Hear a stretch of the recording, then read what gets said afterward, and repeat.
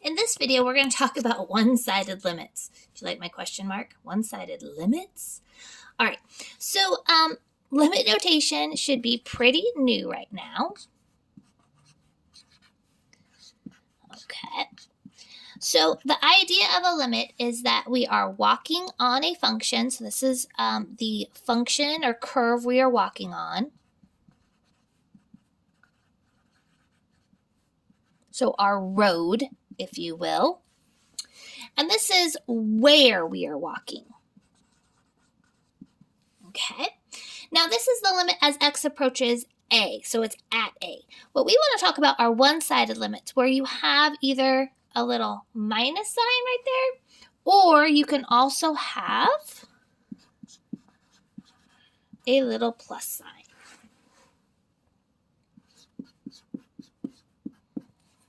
Okay, so the minus sign is referred to as a left-sided limit. What this is saying is that we are walking on f of x near x is a from the left side. So this negative means from the left side.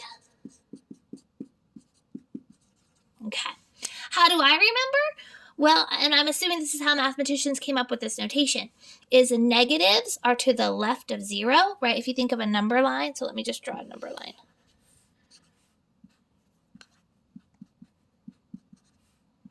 I know it's a very exciting number line.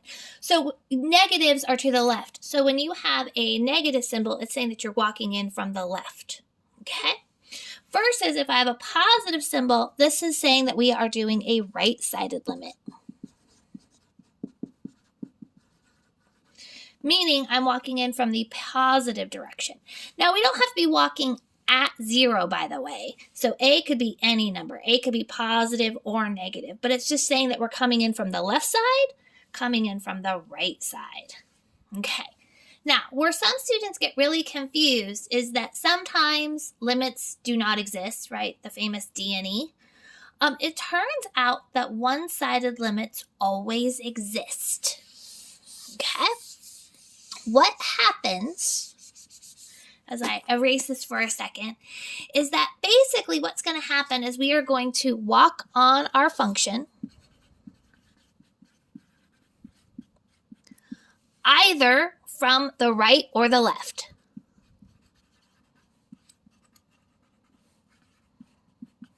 Okay.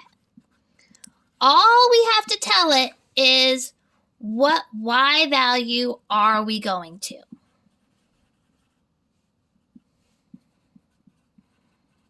So if we're going on a road, I want to know, where is that road leading? What y value is it leading to? Okay? These one-sided limits always exist. Always, always, always. So you're always going to get a number answer. As a mathematician, it's scary to say always, but I feel I can't think of a counterexample right now where the limit, a left-handed limit or a right-handed limit does not exist. Even if it's like a weird asymptote or something, it would still equal a value. It just would equal infinity or negative infinity. So I'm going to go ahead and double down and say, yep, they always exist, okay?